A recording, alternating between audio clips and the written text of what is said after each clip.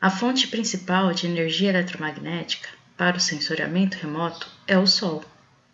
O Sol é um corpo negro que possui temperatura equivalente a 5.900 graus kelvins. O Sol irradia energia eletromagnética em todos os seus comprimentos de onda. Essa energia provindo do Sol é chamada de fluxo radiante. A atmosfera da Terra pode ser uma barreira para a passagem de determinadas radiações eletromagnéticas e parecer opaca para determinadas regiões do espectro eletromagnético.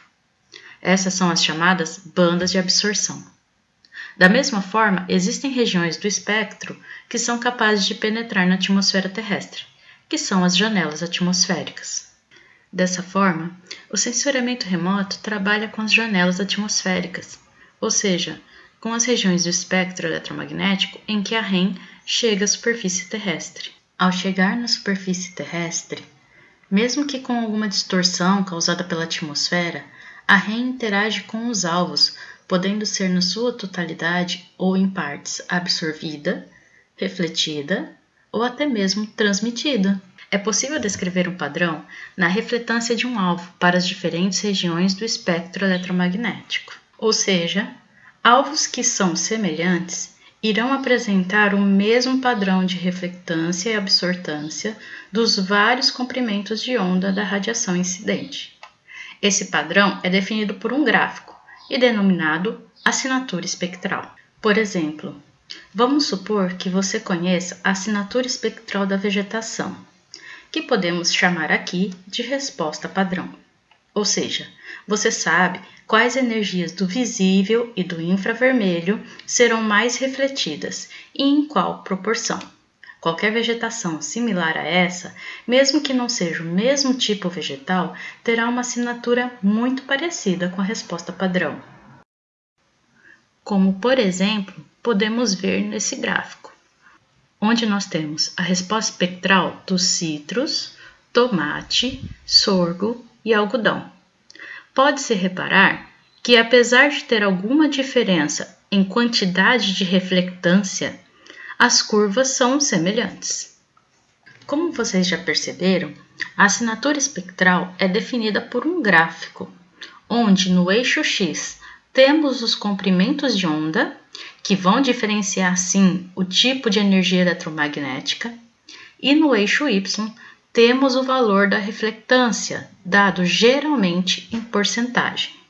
Quanto mais alta a curva do gráfico, maior a reflectância do alvo para aquele comprimento de onda. Quando temos curvas mais baixas, temos, portanto, pouca refletância e muita absortância.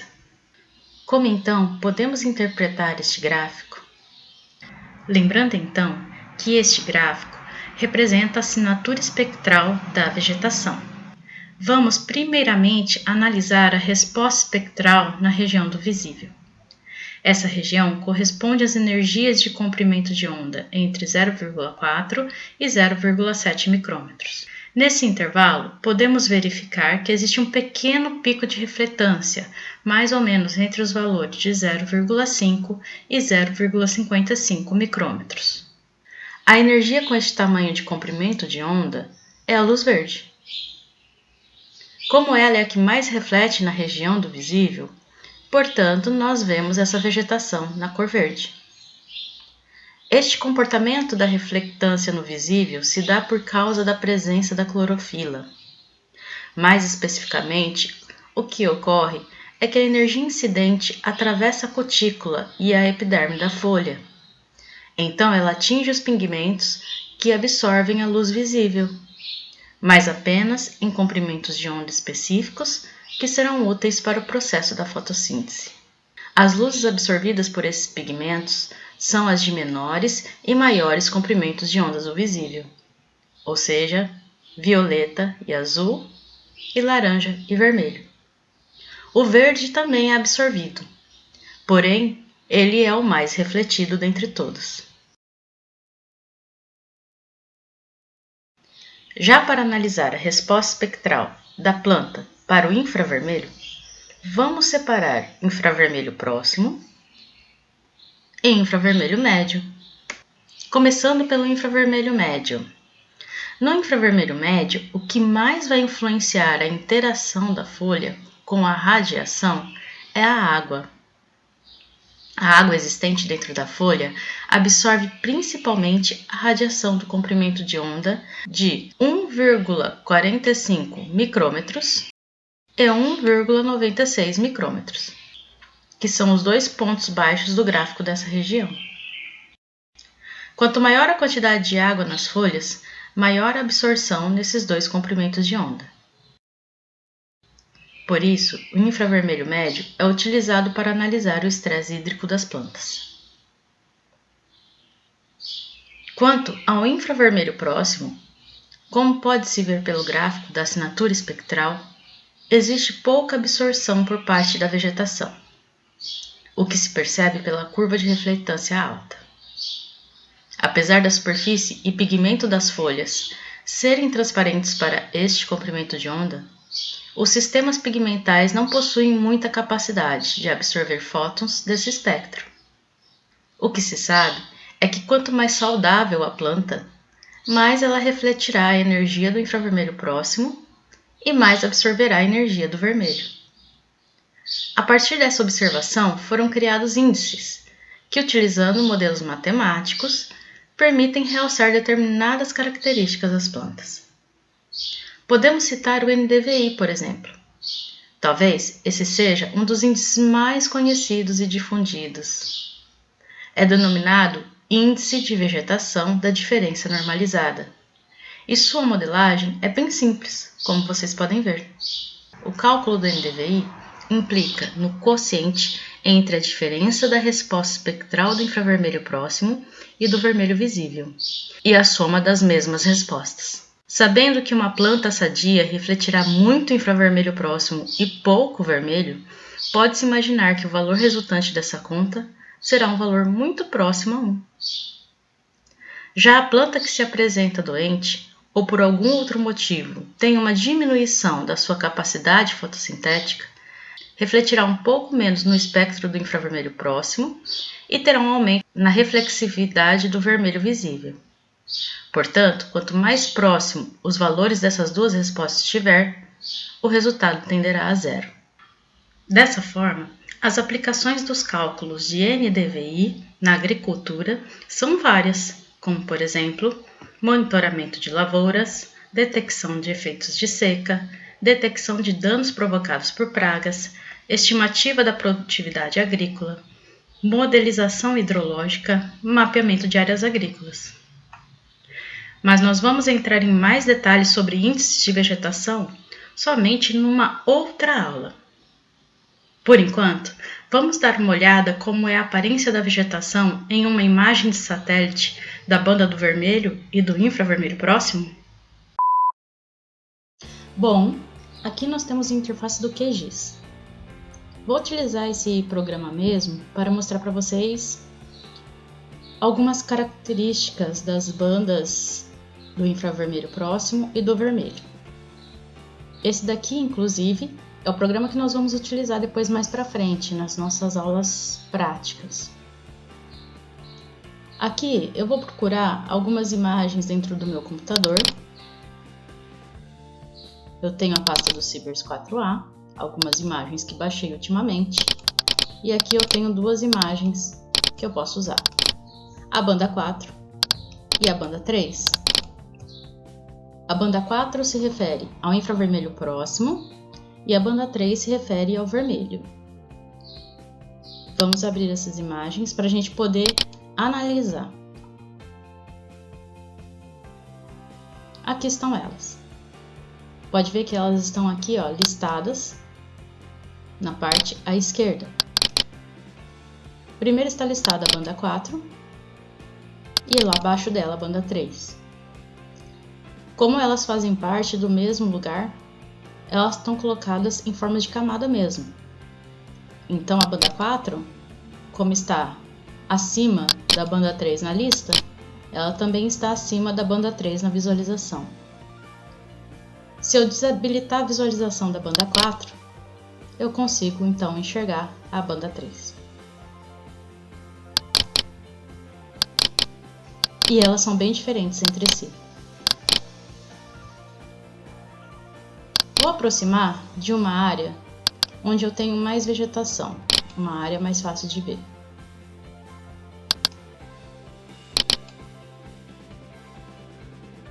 Aqui eu tenho uma área de vegetação. Uma área de vegetação densa. É possível ver aqui a textura formada pela copa das árvores. Essas partes aqui são partes preparadas para plantio, que podem ter ou não alguma plantação já. E esses circulares são os pivôs de irrigação central. Aqui no meio ainda é possível ver algumas linhas. Essas linhas retas são estradas ou trilhas abertas. E essas linhas curvas são os rios que passam pela mata densa. Aqui não é possível ver o rio em si, mas é possível verificar e distinguir a mata ciliar do restante. Como vocês podem ver, essa área de floresta se apresenta com uma alta reflectância. Ela está clara. Isso porque essa imagem que a gente está vendo é a imagem do infravermelho próximo. Se vocês lembrarem da assinatura espectral da vegetação, aquele gráfico que eu mostrei há pouco, no infravermelho próximo existe uma curva de alta reflectância.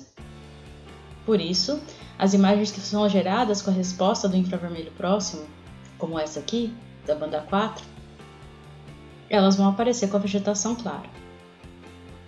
Vamos dar uma olhada na banda 3?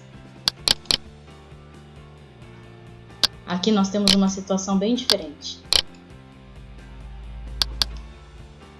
Essa área onde a gente tem uma vegetação bem mais densa, aparece com uma cor bem mais escura.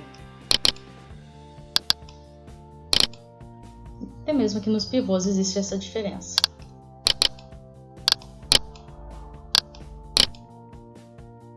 Aqui é possível diferenciar bem o que é solo exposto do que é vegetação, como essa linha, essa estrada que passa pelo meio dessa mata. Se vocês lembrarem, a assinatura espectral da vegetação, o vermelho é onde a gente tem uma baixa da resposta espectral.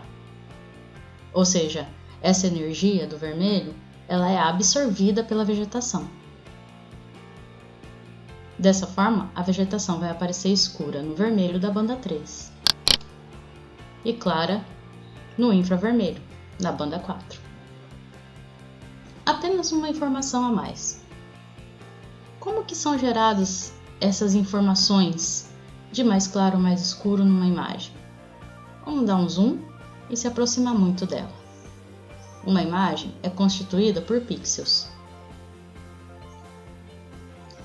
Podemos dizer que uma imagem é uma matriz de linhas e colunas, onde o cruzamento de uma linha e uma coluna forma um pixel. Cada pixel desse, ele vai receber um valor de brilho.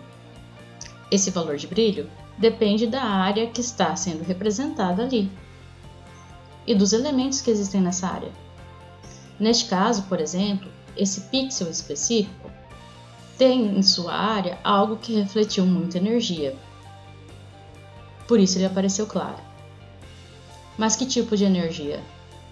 A energia que está sendo discretizada nessa banda, no caso, energia do infravermelho próximo. Então, os elementos dentro dessa área que o pixel cobre responderam com alta reflectância do infravermelho próximo. A mesma área teve uma resposta diferente para o vermelho, mostrando uma alta absortância.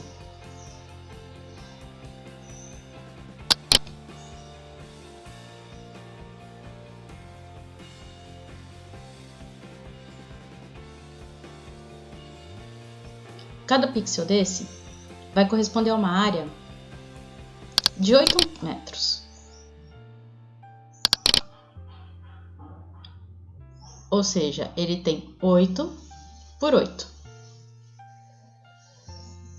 É possível tirar a prova.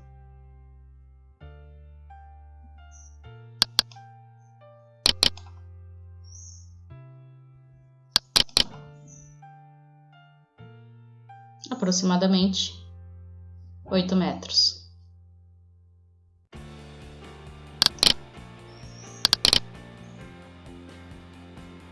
E cada pixel carrega uma informação. Se eu clicar em cima desse pixel, eu vou ter informação do valor de brilho desse pixel, que se apresenta com o valor de 900.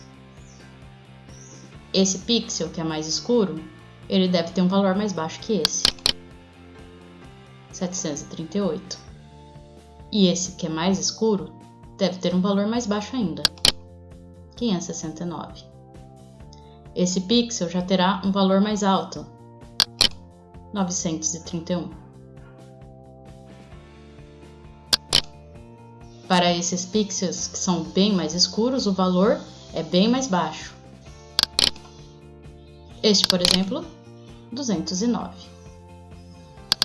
Este, 217. Dessa forma, nós podemos interpretar a quantidade de energia que foi refletida pelo valor do pixel.